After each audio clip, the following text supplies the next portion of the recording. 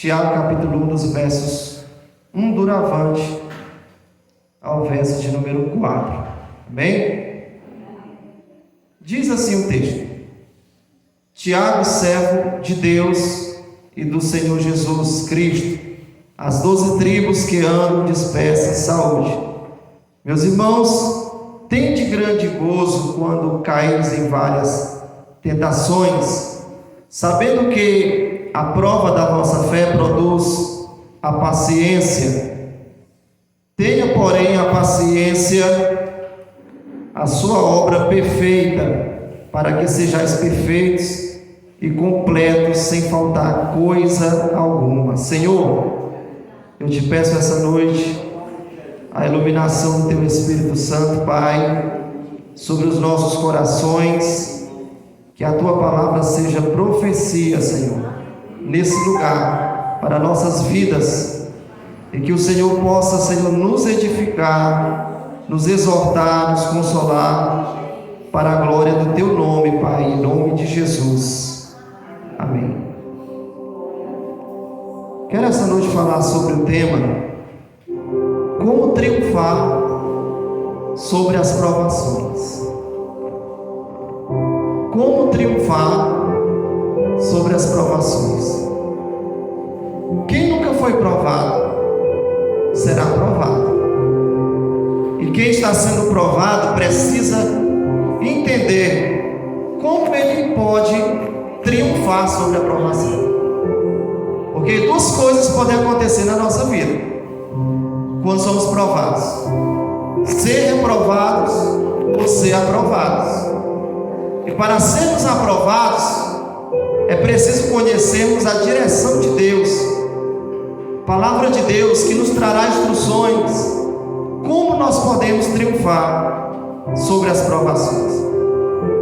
A título de introdução, a carta de Tiago, ela é comparada com o livro de Provérbios. Hernando Dias Lopes, que é um escritor, pastor, escritor, ele faz uma comparação à carta de Tiago com o livro de Provérbios, porque tanto o livro de Provérbios do Velho Testamento, que foi escrito por Salomão, por Agur e por Lemiel, nós encontramos em Provérbios vários conselhos, várias instruções, e da mesma forma na carta de Tiago também iremos encontrar várias instruções, vários conselhos que servirão para a nossa vida se nós aplicarmos, se nós colocarmos em prática. Se nós analisarmos aqui sem pressa o remetente dessa carta, a própria epístola já identifica o remetente. Seu nome é Tiago. Nos dias da igreja primitiva havia pelo menos 3 Tiagos. A Bíblia diz no livro de Marcos capítulo 3, versículo 17, que um desses Tiagos era irmão de João, filho de Zebedeu. Marcos capítulo 3, verso 17. Mas havia também outro Tiago, citado em Marcos capítulo 3, versículo 18, que era conhecido como Tiago, filho de Alfeu. Esse Tiago era também um apóstolo. Ele faz parte do colegiado apostólico, dos apóstolos, dos 12 que foram escolhidos para serem apóstolos. E havia também um terceiro Tiago, conhecido como Tiago, filho de José, filho de Maria, irmão de Jesus. Se nós lermos Mateus capítulo 13, versículo 55, nós vamos ver que Jesus teve alguns irmãos, né? A Bíblia vai dizer em Mateus capítulo 13, verso 55, que Maria teve Tiago, Simão, José e Judas. Então ao todo foram 4 irmãos que Jesus teve. Isso mesmo, a Virgem Maria era virgem até um certo ponto. Depois seu marido conheceu, e veio os irmãos de Jesus, entre eles Tiago, filho de José, filho de Maria, irmão de Jesus. Então nós precisamos identificar quem é o autor dessa carta, o remetente dessa carta. Primeiro, o remetente dessa carta não se trata de Tiago, irmão de João, filho de Zebedeu, porque o Tiago, que era irmão de João, que era também de Zebedeu, foi morto, decapitado por Herodes, no capítulo de número 12 do livro de Atos dos Apóstolos. Também não se tratava aqui de Tiago, filho de Alfeu, porque Tiago, mesmo sendo apóstolo, filho de Alfeu, não exerceu influência na igreja. Resta-nos entender que essa carta foi escrita por Tiago, filho de José, filho de Maria, meio-irmão de Jesus. Esse Tiago, quando Jesus ainda não tinha sido entregue nas mãos dos homens, não tinha sido levado para a cruz, até então não conhecia Jesus como Messias. Ele era meio que incrédulo. A Bíblia vai dizer no capítulo de número 7 do Evangelho de João, os versículos 2 ao verso 5, que esse Tiago ele chegou a dizer com seus irmãos para Jesus: olha, se tu quer ser conhecido, vai para a festa em Jerusalém, porque não há ninguém que queira ser conhecido que permaneça em oculto. Com base em João capítulo 7, versículo de número 2 a 5, percebemos que Tiago até então não tinha uma visão de quem era Jesus, que o seu irmão era o Messias, que o seu irmão era o Salvador. Mas a Bíblia diz em 1 Coríntios capítulo 15, versículo de número 7, que quando Jesus ressuscita, Tiago foi uma das testemunhas que contemplou o Cristo ressurreto, o Cristo glorificado. Tiago, ao contemplar Jesus ressuscitado, consequentemente se converte, passa a crer no seu irmão, não mais como seu irmão, como uma pessoa comum, mas como Salvador. Tiago, ele ocupa uma posição na igreja, uma posição de líder do concílio de Jerusalém. Paulo, quando ele escreve a carta aos Gálatas, chega a chamar Tiago de coluna da igreja, porque ele exerceu grande influência na igreja primitiva, na igreja de Jerusalém. E esse Tiago, conforme a história relata, ele morreu por volta do ano 62 depois de Cristo. Ele denunciou a corrupção que havia na aristocracia, onde os religiosos eles extorquiam os pobres, abusavam dos pobres. Tiago prega contra a corrupção, contra a exploração dos ricos que exploravam os pobres, e Tiago é julgado pelo Sinédrio, e Tiago é morto apedrejado. Então esse foi o fim que Tiago, autor dessa carta, teve.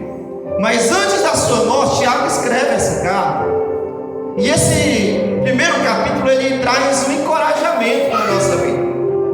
Esse primeiro capítulo ele traz um encorajamento para nós que estamos passando hoje por momentos de provações, por momentos de adversidade. A primeira coisa que me chama a atenção aqui nesse texto é a humildade que esse apóstolo tinha. Como Tiago se apresenta?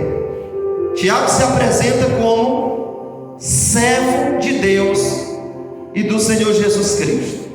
Versículo de número 1 diz: Tiago, servo de Deus e do Senhor Jesus Cristo. Ele não se apresenta como apóstolo, ele não se apresenta como líder do concílio de Jerusalém, ele se apresenta como servo.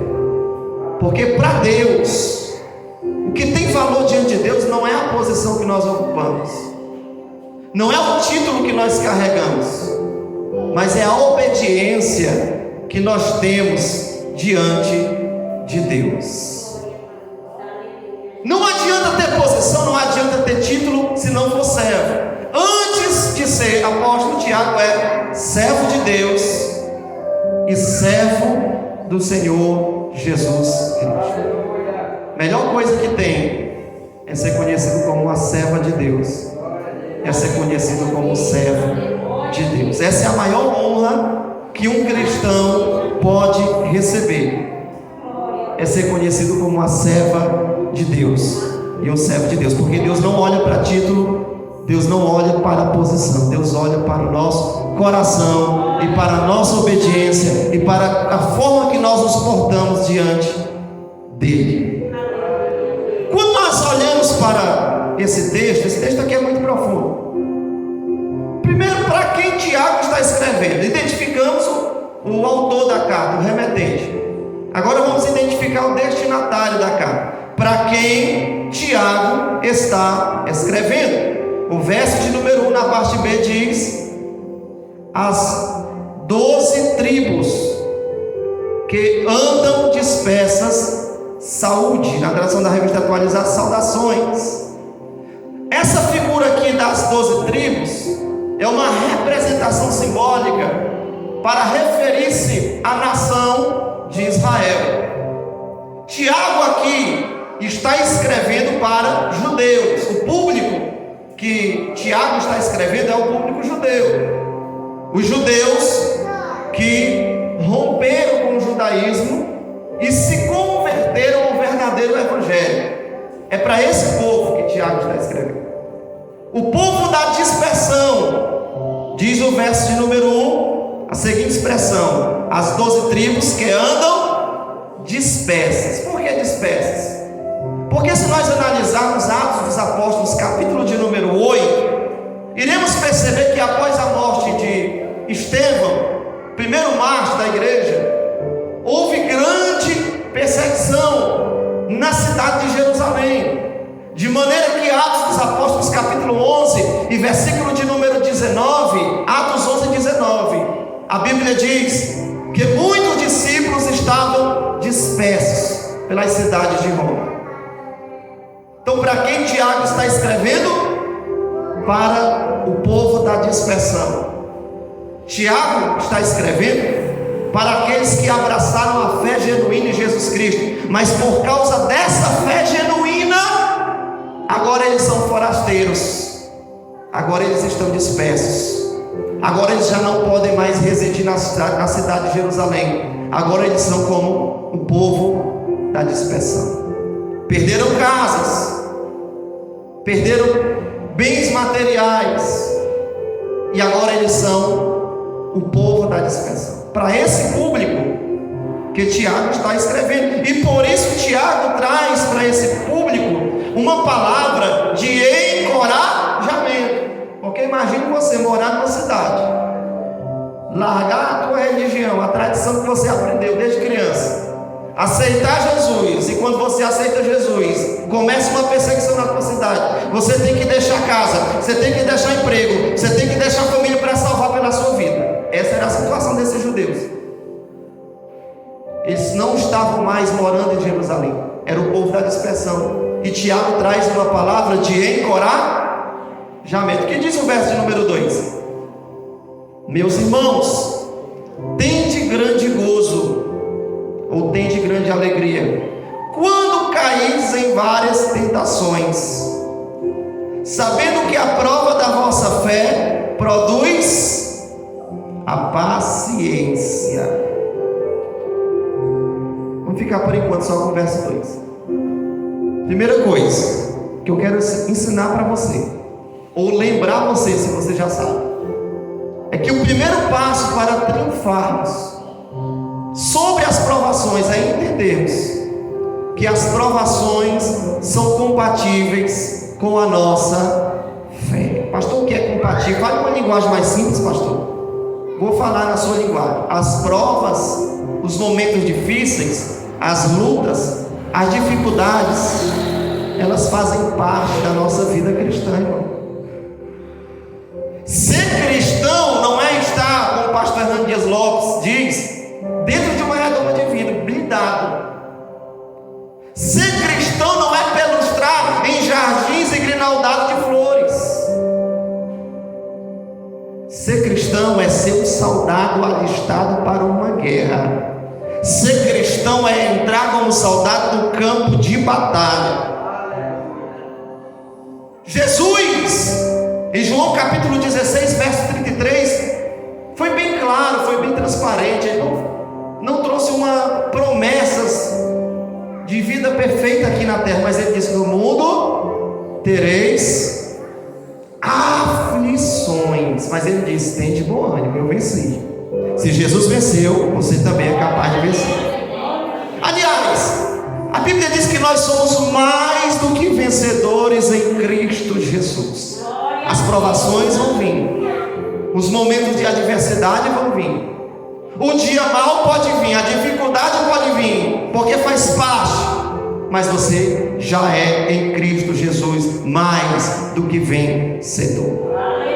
Eu venho essa noite trazer para você uma palavra de encorajamento e dizer: levante sua cabeça e dizer para você que, por mais difícil que esteja, Jesus é poderoso para mudar o cenário, Jesus é poderoso para te dar vitória, Jesus é poderoso para visitar essa causa que humanamente parece impossível. Mas uma coisa você precisa entender: as provações dessa vida são compatíveis com a nossa fé.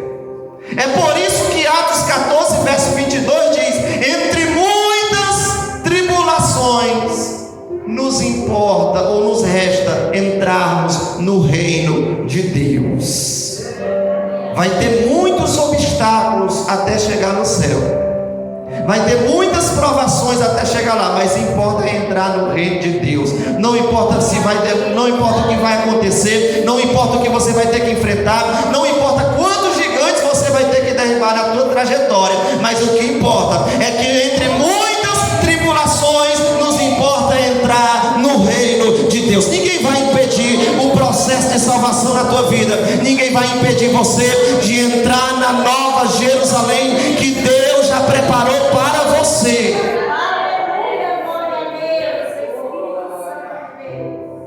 Já pensou que palavra? O que é que Tiago está dizendo para esse povo que perdeu casa, para esse povo que está sendo perseguido, para esse povo que agora virou forasteiro, para esse povo que agora deixou a sua cidade, povo da dispersão? O que é que Tiago está dizendo? Meus irmãos, tende grande gozo quando cairdes, algumas traduções, quando passares em várias tentações, a tradução da revista atualizada, provações. É para se alegrar, não é para se entristecer. Ele está dizendo para esse povo: olha, meus irmãos, tende grande gozo. Sabe o que é gozo? Alegria. Quando vocês passarem por várias provações. Qual é a tendência nossa? Qual é a nossa tendência diante de uma dificuldade? Baixar a cabeça. Qual é a tendência nossa diante de uma dificuldade, de uma provação? O semblante cai, você fica triste, se prega já não quer pregar mais, se canta já não quer mais louvar, se evangelizar já não quer mais evangelizar. Vem a tristeza, vem o desânimo. Mas a Bíblia diz: se alegre, tende grande gozo quando passares por várias provações. Não é passar uma provação bicudo, com raiva, murmurando ou com a cara desfigurada, triste. É passar pela provação, como dizia o cantor Lázaro: eu vou passando pela prova dando glória a Deus. Abacuque, diante de um cenário totalmente deplorável, aonde Deus mostra para o profeta que a nação de Judá seria entregue nas mãos dos babilônios.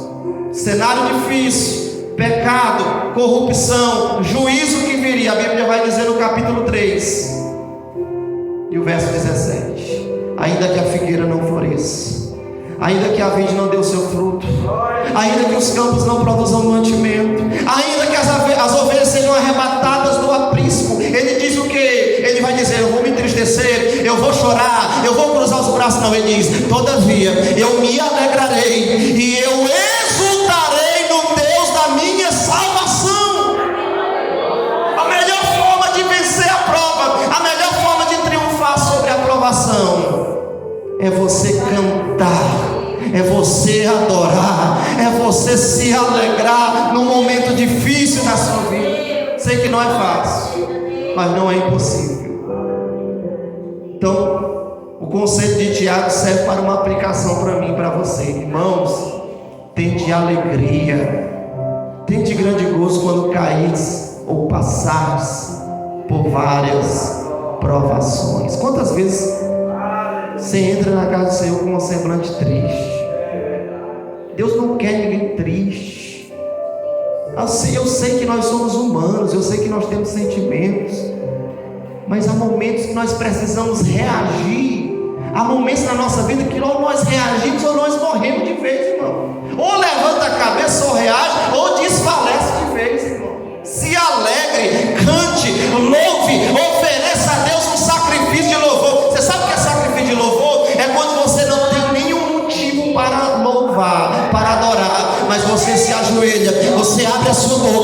você começa a louvar e engrandecer o nome do Senhor. Primeiro, se você tiver papel e caneta, as provações são compatíveis com a nossa fé. Segundo, devemos nos alegrar diante das provações.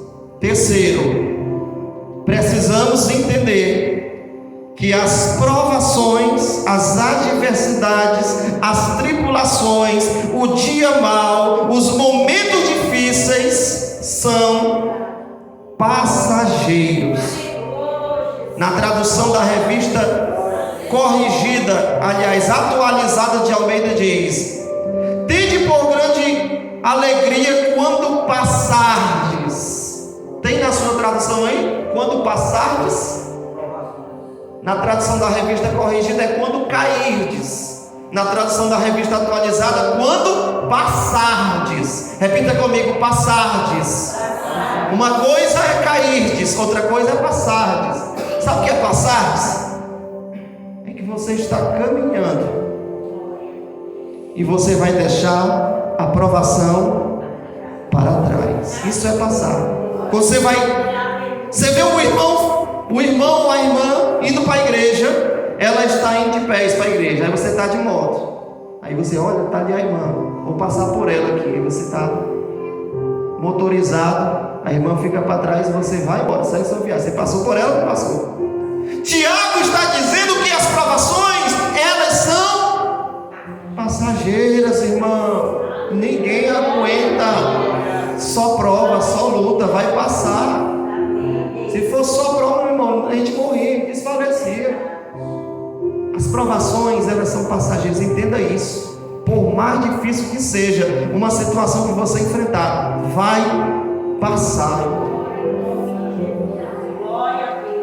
1 Coríntios 4:17, papel e caneta, ou confira, diz assim: porque as tribulações que nos leve, aliás, correção, que nos leve, escute, a momentânea tribulação, porque as tribulações deste século presente produzirão para nós um eterno peso de glória. As tribulações são leves e momentâneas. Sabe o que é momentâneo? Aquilo que faz parte do momento. Mas o que Deus está preparando para você é um eterno peso de glória. Aleluia. Sabe o que é eterno? Não é algo que é momentâneo. Eterno é algo que vai perdurar por toda a eternidade. Aleluia. Que nos leve a momentânea porque vai passar. Mas o que Deus está produzindo para a sua igreja é um eterno peso de glória. O que Ele está produzindo para você vai valer a pena. Você vai olhar para trás e vai dizer: o que eu passei não se compara ao que Deus preparou para mim, ao que Deus reservou para mim, ao que Deus preparou para mim. Eu quero dizer essa noite para você: vai valer a pena. As tribulações são momentâneas, mas a glória de Deus é eterna e permanente sobre a tua vida. Irmãos, todos nós passamos por lutas, irmãos. Todos nós. E elas passam. O salmista diz no Salmo 30, verso de número 5: o choro pode durar uma noite inteira. Quanto dura uma noite? Mas ele diz: a alegria vem pelo amanhã. Aleluia. Pode ser noite, pode ser choro, pode ser pranto, pode ser tristeza, pode ser desânimo, mas amanhã vem.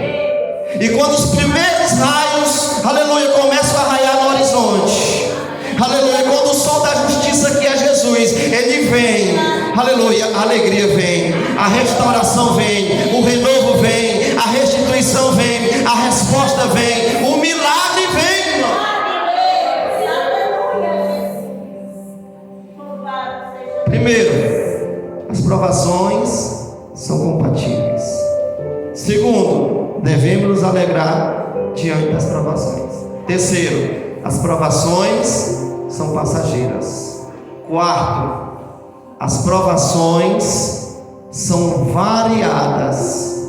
Olha para o verso 2 agora. Que diz o verso 2: meus irmãos, tende grande gozo quando caídes em várias tentações. Repita comigo: várias. Tem várias aí no verso 2 da sua Bíblia? Tem várias? Quem tem várias aí no verso 2? Tem, né? A palavra várias aqui no grego é a palavra poiklos no grego. É a palavra poiklos no grego, se a gente aplicar na nossa língua hoje, no português, que é o que importa, significa multicoloridas. A palavra várias é poiklos, e a palavra poiklos no grego significa multicoloridas. O que é que Tiago está querendo dizer aqui? Existe diversas provações, existem provações diferentes uma das outras, assim como existe uma variedade de cores, existe o preto, o vermelho, o rosa, o amarelo, existe uma variedade de provações, cada uma é diferente uma da. Mas escute uma coisa: quando você vê um artista, ele pega uma lousa e ele vai fazer uma bela obra de arte naquela lousa, o que ele faz? Ele pega o seu pincel, ele coloca numa tinta, ele começa a pintar aquele quadro, pega uma cor, pinta aquele quadro, pega outra cor, pinta o quadro, pega outra cor, vai pintando aquele quadro. A princípio você não entende nada, ele está fazendo uma junção de cores, mas no final você olha para a lousa e contempla uma magnífica, uma bela obra de arte. Assim é Deus.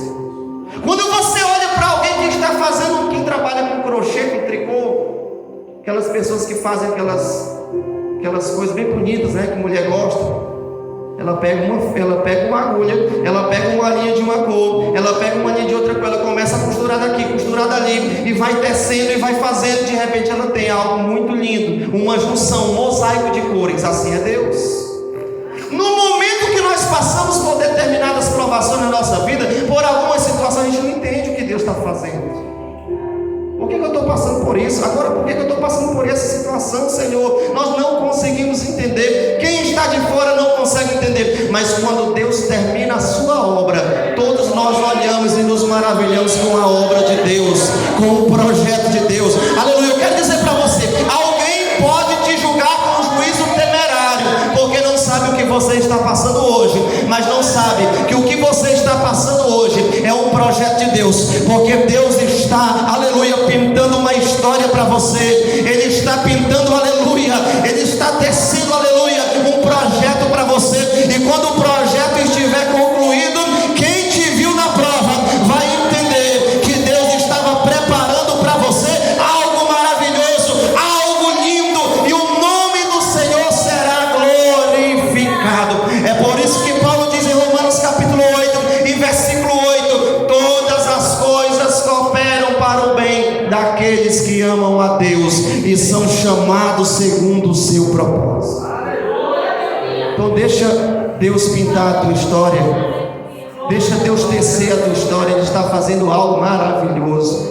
Diga para Deus: Senhor, eu não estou entendendo o que o Senhor está fazendo, mas eu sei que o que o Senhor vai fazer será algo bom, será algo benéfico, será algo edificante, será algo que irá glorificar o nome do Senhor.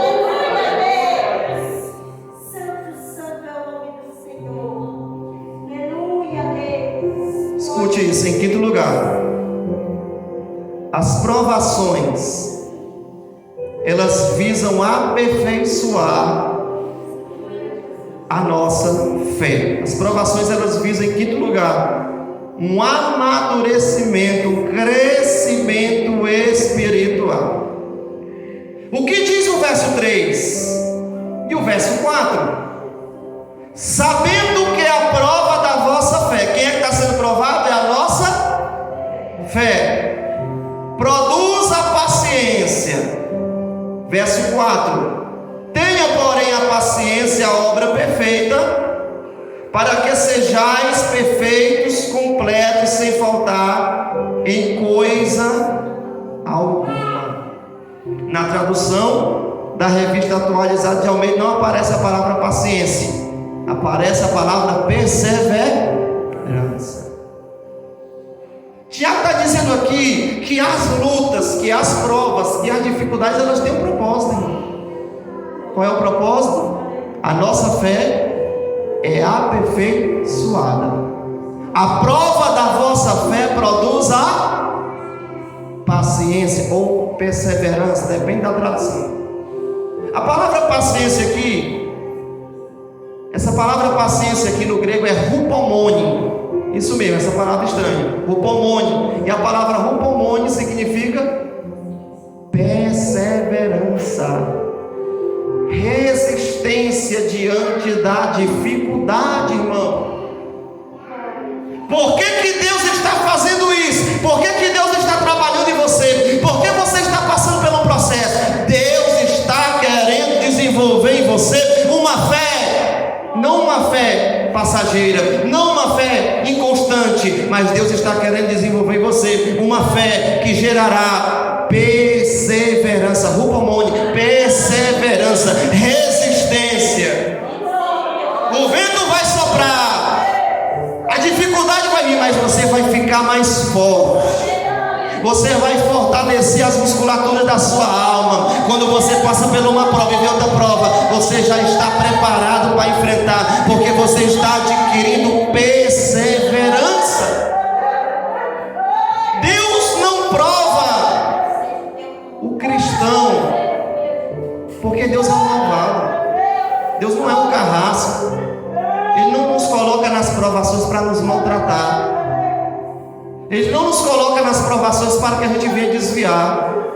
Ele não nos coloca nas provações para produzir o pior. Satanás nos tenta para produzir em nós o pior. Mas Deus nos prova para produzir em nós o melhor, sabendo que a prova da vossa fé produzirá o quê? Rupomone, perseverança. Você vai ficar mais forte. Quando você passa por uma prova e vem outra prova, você já vai estar mais forte para enfrentar. É um processo onde Deus vai fortalecendo a musculatura da nossa alma, fortalecendo a nossa fé, para que a nossa fé não seja uma fé inconstante, mas seja uma fé perseverante, uma fé plena, uma fé que persevera. É por isso que Paulo diz em Romanos, capítulo de número 5, versículo 3 e 4. Não somente nisto, Romanos 5, verso 3 e 4. Mas nos alegramos na tribulação, porque a tribulação produz a paciência produz a experiência, a experiência produz a esperança, porquanto o amor de Deus está derramado em nossos corações em Cristo Jesus. Uma coisa leva a outra. Tudo o que nós passamos é um processo para aperfeiçoar a nossa fé. Então, por isso, por esse motivo, Tiago está olhando para a igreja, Tiago está olhando para aquele povo, e ele está dizendo: meus irmãos, tende grande alegria. Essa é a palavra, essa é a direção de Deus para a nossa vida hoje. Deus só está fazendo isso, Deus só está permitindo que você passe por isso, porque Deus está trabalhando em você para o melhor, para produzir o melhor em você, para fortalecer você, para desenvolver uma fé constante, uma fé perseverante em você. Eu quero já convidar você a ficar de pé. Essa é a palavra que o Senhor falou ao meu coração. Não vou passar disso. Vamos nesse momento fazer uma oração e vamos pedir a graça de Deus para suportarmos os processos de Deus, as provações, e que nesses processos que nós vamos passar, que nós possamos crescer espiritualmente para a glória de Deus. Final do verso 4, Tiago diz: para que sejais perfeitos e completos, não faltando coisa alguma, não deficientes em coisa alguma. A perfeição ela é alcançada através da nossa perseverança, o amadurecimento, o crescimento, o desenvolvimento de uma fé genuína e verdadeira. Senhor Deus e Pai, nesse momento nós entregamos nas Tuas mãos a nossa vida. Te peço, meu Deus, em prol da tua igreja, Senhor, que o Senhor, meu Deus, venha abrir a mente, que o Senhor venha iluminar o coração, que o Senhor venha iluminar o entendimento de cada um dos teus servos, ó Pai, para que possam entender, Senhor, meu Deus, o processo do Senhor, o trabalhar do Senhor, o agir do Senhor, e que em tudo, Senhor, nós não venhamos murmurar, não venhamos nos entristecer, meu Pai, mas que nós possamos, meu Deus, dar glória a Ti, nos alegrar na Tua presença, Senhor, e que em tudo, meu Deus, que passarmos, Senhor, meu Deus, o Teu nome venha ser glorificado em nossa vida, Pai, que o Senhor venha produzir crescimento espiritual, que o Senhor venha produzir amadurecimento, que o Senhor, meu Deus, venha produzir uma fé perseverante, Pai. É o que nós te pedimos e te agradecemos, em nome de Jesus. Que a graça do Senhor Jesus, o grande amor de Deus e as consolações do Espírito Santo sejam convosco hoje e para todo sempre. Amém.